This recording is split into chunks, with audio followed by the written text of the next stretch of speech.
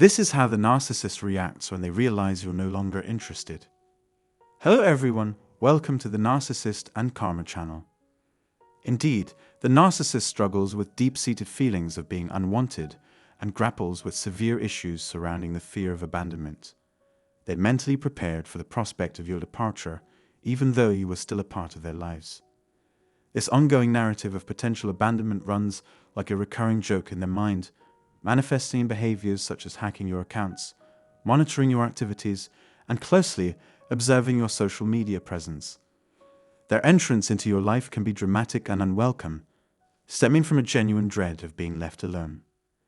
It is truly ironic how a magnificent and cherished connection can scar a narcissist if they perceive that you have rejected them. However, as empaths and those who have been chosen by the narcissist, we are aware that we always have the final say, whether we are discarded by them or we choose to cut them off. The dynamics of the relationship change once the narcissist senses that you are no longer interested in them. The subsequent discard can leave you in a precarious and disoriented state, potentially keeping you in the dark about the true intentions and actions of the narcissist. However, the narcissist genuinely loses their grip on reality when you reach the point where you firmly declare, "I will not tolerate this abuse in any form or shape," and cut them out of your life. They become entirely irrational, deranged, and unreasonable. This is when you will witness their attempts at hoovering, their desperate efforts to regain control over you. They will go to extensive lengths to secure their narcissistic supplies, and engaging in conversation with them becomes highly likely. Even if it could seem confusing or demoralizing, this is simply a small insight into the essence of who they are. They may even resort to creating fake accounts in their relentless pursuit of communication with you. Their desperation for a supply knows no bounds. As I often emphasize in my videos, we inadvertently contributed to their inflated sense of popularity. We played a role in amplifying their image, and they genuinely believed in this constructed narrative. They were convinced that we would suffer and long for their presence indefinitely. Although it may seem baffling, they fail to realize that it is customary for them to downgrade whenever they secure a new source of supply. This process helps to restore balance within the narcissistic market, so to speak. Look closely, and you will discover the concept of leveling, a term coined by one of my subscribers. Props to them. Internally, they are deeply unhappy, attempting to bring you down to their level as a means of connecting with you. They aim to match your standing on an equal playing field, but as I have previously shown, they downplay their own shortcomings. It is akin to someone settling for the easy, readily available option and then trying to convince you of its greatness, while you recognize the lack of fulfillment in such a choice. Therefore, I have chosen to uphold a higher standard. This is my hope for us empaths as a collective to set a higher standard for ourselves and the relationships we engage in. If you wish to support your fellow reader, you know the drill. Like and subscribe. It takes just 2 seconds, and I will explain further. However, in all honesty, be prepared for the hoover, if it hasn't already occurred. I swear, it will happen. They have plans to reel you back in, akin to utilizing a vacuum cleaner. This serves as a test of your character, as they seek confirmation that you are still ensnared in their web. They are continually checking on your emotional state, seeking confirmation of your enduring discomfort. I must be honest and point out the possibility that this rumination could be connected to the deep soul ties you share. As I mentioned before, if they consistently occupy your thoughts, it is likely because you hold a significant presence in theirs. These dynamics delve into the realms of the unseen world. Their preoccupation with you may drive them to partake in peculiar rituals, such as wearing shoes adorned with your name or repeatedly uttering your name throughout their day. These love spells and peculiarities may seem bizarre, but they are indeed real. They embody the true definition of oddity, I assure you. Speaking of oddities, have you ever watched the show Hey Arnold? The one with Arnold and Helga, right? It's a nostalgic 90s classic. I can't tell if you were born in the 90s, but Hey Arnold was a staple during that era. I recall my younger days watching Hey Arnold. However, my mom had a habit of playfully calling me a football head, as that was a nickname she often used for Arnold, the protagonist. She had a fascination with the show, even storing a Hey Arnold shrine in her closet. It's just an anecdote to highlight the typical behavior of a narcissist. Their efforts to mistreat and belittle individuals is a common pattern. They feign indifference and avoid acknowledging their own emotions, even though they know those feelings exist within them. This pretense of detachment may undermine your self-esteem as they actively pursue their harmful agenda. However, beneath it all, they secretly yearn to have you remain a significant part of their lives. I want to emphasize that what I'm sharing with you is essential, and I truly mean it.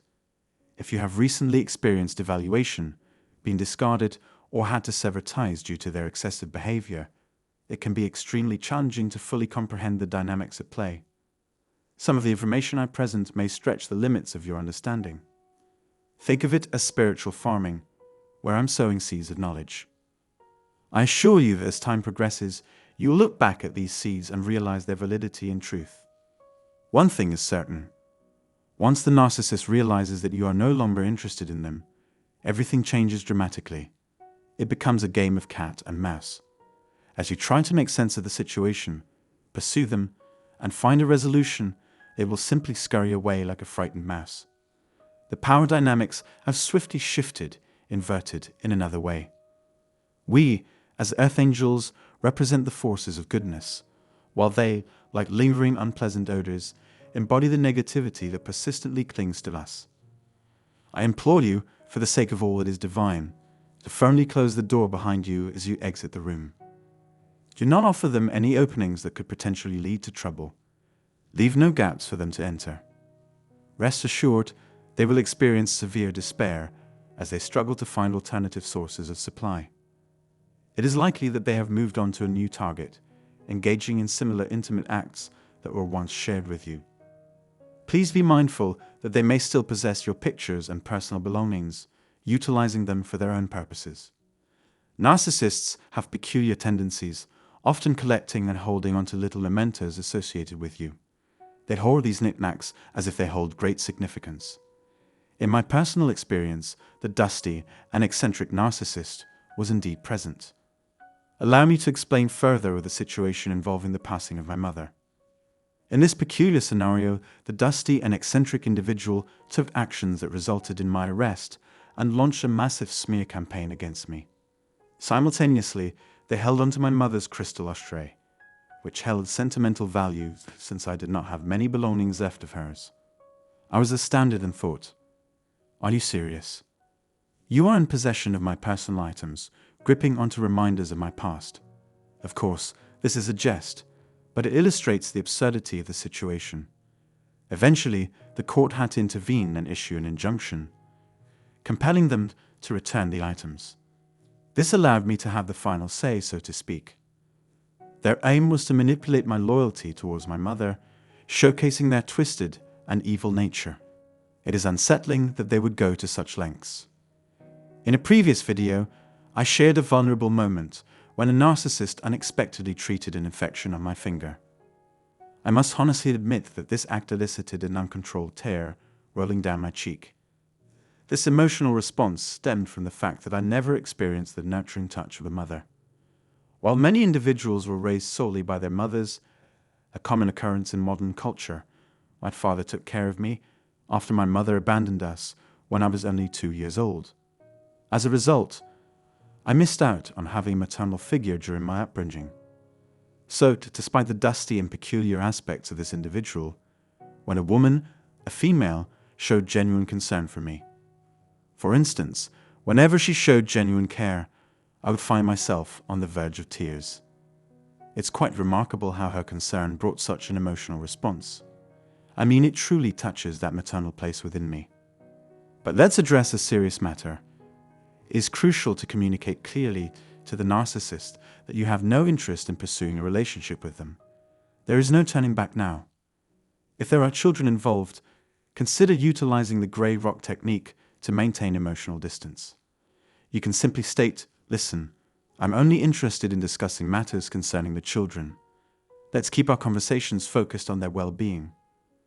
I have no desire to engage in any other topic or subject, so please refrain from bothering me with irrelevant matters.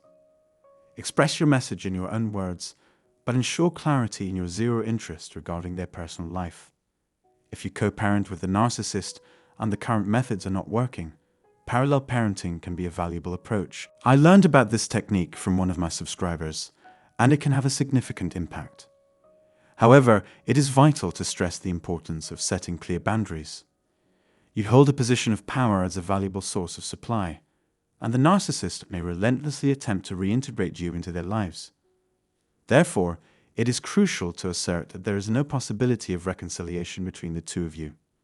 Moreover, as you gain control over your sexual urges and learn to enjoy solitude without feeling lonely, you will recognize your self-worth and be motivated to continue improving yourself. It is astounding to think that we lowered ourselves to accept such nonsense, the presence of a narcissist in our lives.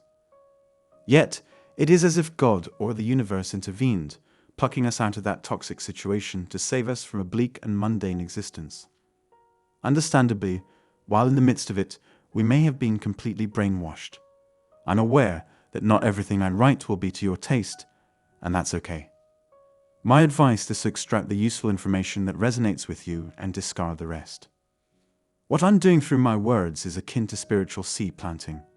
I'm sowing seeds of spiritual growth that will bear fruit in the future, eventually bringing forth their benefits and advantages. It's crucial to keep in mind that the narcissist can try to reassert their control over you as you recover and move forward. When I experienced a significant shift in energy and began to genuinely heal, it seemed as though vacuum cleaners suddenly appeared, attempting to draw me back in. I distinctly recall instances from a few years ago when the narcissist resorted to using fake social media identities to hoover me, precisely because I had reached a place of recovery and no longer desired their presence in my life. Let me assure you, they behave incredibly irrationally and can be quite unstable. Please be cautious and mindful of your surroundings as you continue on your journey. It is not uncommon for these individuals to exhibit peculiar behaviors. To get a peek of you, they could go to great measures, including traveling to your house or place of employment. They might linger nearby, watching you to see what you're up to. Their sadistic nature becomes apparent as they derive pleasure from causing distress and pain to others. My friend, they really are the definition of strange.